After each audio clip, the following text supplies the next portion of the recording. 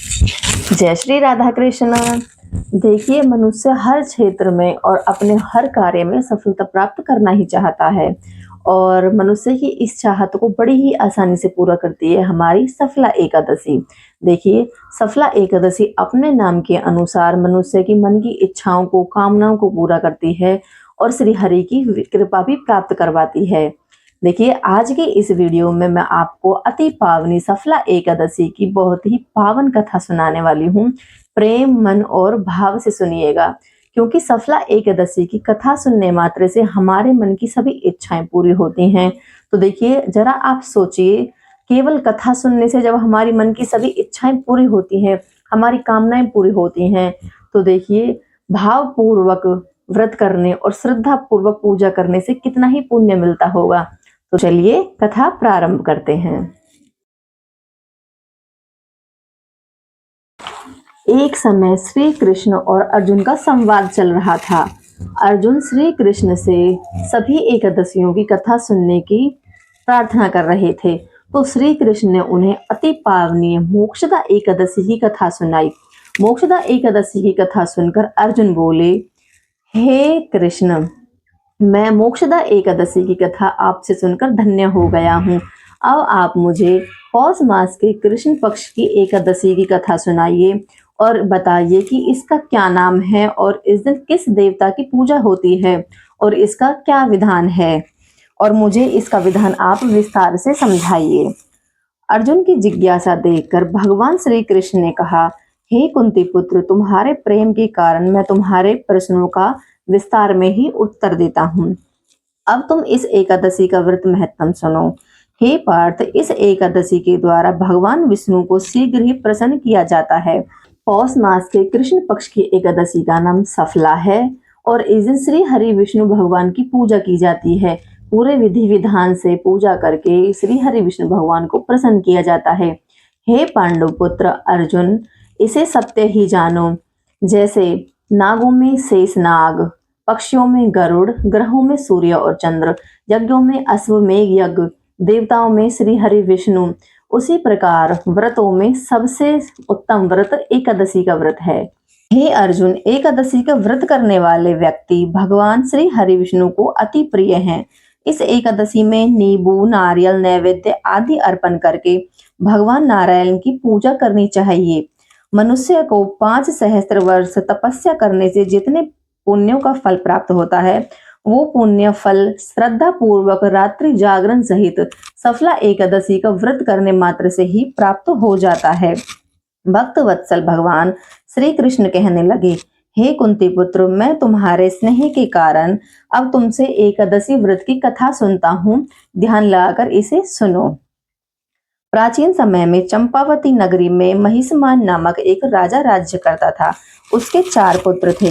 उसका सबसे बड़ा पुत्र था लुम्पक। वह बहुत ही दुष्ट और महापापी था। वो हमेशा परस्त्री गमन में और वेश्याओं के यहाँ जाकर अपने पिता का धन बर्बाद करता रहता था। देवता, ब्राह्मण, वैष्णव आदि सुपात्रों का वह हंसी मजाक उड़ाकर बहुत ही प्रसन्न होता था। सारी प्रजा उसके कुकर्मों से बहुत ही दुखी थी। युवराज होने के कारण सब उसके अत्याचारों को सहन करते थे। किसी में भी इतना साहस नहीं था कि राजा के सामने कोई राजकुमार की शिकायत कर सके, परंतु बुराई अधिक समय तक पर्दे में नहीं रहती है। एक दिन राजा महिषमान को लुम्पक के कुकर्मों का पता चल गया। तब राजा को बहुत क्रोध आया और राजा ने अपमान कर कर लुम्पक को अपने राज्य से निकाल दिया। पिता द्वारा त्यागे जाने के बाद सभी लोगों ने भी उसे त्याग दिया और अब वह सोचने लगा कि अब वह क्या करेगा, कहाँ जाएगा। अंत में उसने पिता के राज्य में चोरी करने की ठानी। वो दिन में राज्य से बाहर रहने लगा और रात्रि को पिता के राज्य में चोरी करके और बाकी बुरे काम करने लगा। रात्रि में नगर के निर्दोष लोगों पर वह अत्याचार करता, उनको मारता, पीटता और कष्ट देता। दिन के समय वो जंगल में निर्दोष पशु पक्षियों को मारकर खाने लगा। किसी किसी रात जब वो नगर में चोरी करते पकड़ा भी जाता, तो राजा के डर की वजह से द्वारपाल, पहरेदार उसे छोड़ दिया करते थे। कहते हैं कभी कभी अनजाने में किसी भी प्राणी पर भगवान की कृपा हो ही जाती है। इसी प्रकार ऐसी ही कृपा लुम्पक पर भी हुई। जिस वन में वो रहता था वो भगवान को बहुत ही प्रिय था। उस वन में एक प्राचीन पीपल का पेड़ था। उसको सभी लोग देवताओं का क्रीड़ा स्थल मानते थे। वहीं उसी पीपल के एक पेड़ के नीचे महापापी लुम्पक रहता था। कुछ दिनों बाद पौष मास के कृष्ण पक्ष की 10वीं तिथि आई। 10वीं के दिन वस्त्रहीन होने के कारण लुम्पक तेज ठंड से मूर्छित हो गया। ठंड के कारण वह सो भी नहीं पाया और उसके हाथ पैर अकड़ गए। वो रात बड़ी कठिनता से बीती और वो रात को सो भी नहीं पाया। सूर्य उदय होने पर उसकी मूर्छा नहीं टूटी, ज्यों की त्यों वह पड़ा रहा। सफला एकादशी की दोपहर तक वह पापी मूर्छित ही पड़ा रहा। जब सूर्य की धूप से उसे कुछ गर्मी मिली तब उसे कुछ होश आया और तब वह अपने स्थान से उठकर किसी प्रकार चलकर वह पेड़ से फल लेने के लिए गया, क्योंकि उस दिन वह शिकार करने की हालत में नहीं था। इसलिए पेड़ के नीचे वो टूटे हुए फलों को उठाकर लाया और वहीं पीपल के पेड़ के नीचे आ गया। परंतु उसकी हालत खराब होने की वजह से उसे फल खाने की बिल्कुल भी इच्छा नहीं थी और फिर वह फलों को वहीं पीपल की जड़ में रखकर कहने लगा कि हे ईश्वर, ये फल आप ही स्वीकार कीजिए, इनसे आप ही तृप्त होइए। इस प्रकार वह रोने लगा और पूरी रात रोता रहा। इस प्रकार अनजाने में ही उस महापापी ने सफला एकादशी का व्रत कर लिया। सफला एकादशी के व्रत और रात्रि जागरण के कारण श्री विष्णु भगवान की उस पर कृपा हुई और उसके सारे पाप नष्ट हो गए। सुबह होते ही एक दिव्य रथ लुम्पक के सामने आया, जो कि सुंदर वस्त्रों से सुसज्जित था और वह उसके सामने आकर खड़ा हो गया। उसी समय आकाशवाणी हुई, हे युवराज, आज भगवान नारायण के प्रभाव से तेरे सभी पाप नष्ट हो गए हैं। अब तू अपने पिता के पास जा और वहां पर राज्य प्राप्त कर। जब ये आकाशवाणी लुम्पक ने सुनी तो वह अत्यंत प्रसन्न हुआ और बड़े आश्चर्य में भी था और बोला कि हे प्रभु, आपकी जय हो। फिर उसने सुंदर वस्त्र और आभूषण धारण कर लिए और फिर वह अपने पिता के पास पहुंचा। वहां जाकर उसने सारा वृतांत अपने पिता को सुनाया। पुत्र के मुख से सारा वृतांत सुनकर पिता ने अपना राज्य लुम्पक को सौंप दिया और स्वयं तपस्या करने के लिए वन में चले गए। अब लुम्पक शास्त्र अनुसार राज्य करने लगा। उसके स्त्री पुत्र आदि भी विष्णु के परम भक्त बन गए। उसने 15 वर्षों तक सफलतापूर्वक राज्य का संचालन किया।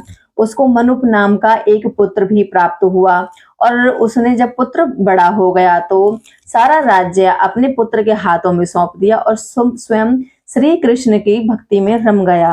अंत में सफला एकादशी के प्रभाव से उसने विष्णु लोक को प्राप्त किया। इसलिए हे पार्थ, जो मनुष्य श्रद्धा और भक्ति से सफला एकादशी का उपवास करते हैं उनके सभी पाप नष्ट हो जाते हैं और अंत में उन्हें मुक्ति मिलती है। हे अर्जुन, जो मनुष्य सफला एकादशी के मंतव्य को नहीं समझते उन्हें सींगों विहीन पशु के समान समझना चाहिए। सफला एकादशी के महात्म्यों को पढ़ने और सुनने मात्र से व्यक्ति को राजसूय यज्ञ के बराबर फल मिलता है। याद रखो, जब मनुष्य निश्चल भाव से भगवान से अपने पापों की क्षमा मांगता है तो श्री हरि विष्णु उसके बड़े से बड़े पाप को भी समाप्त कर देते हैं और क्षमा कर देते हैं। तो देखिए, ऐसी पुण्य कार्य हमारी सफला एकादशी।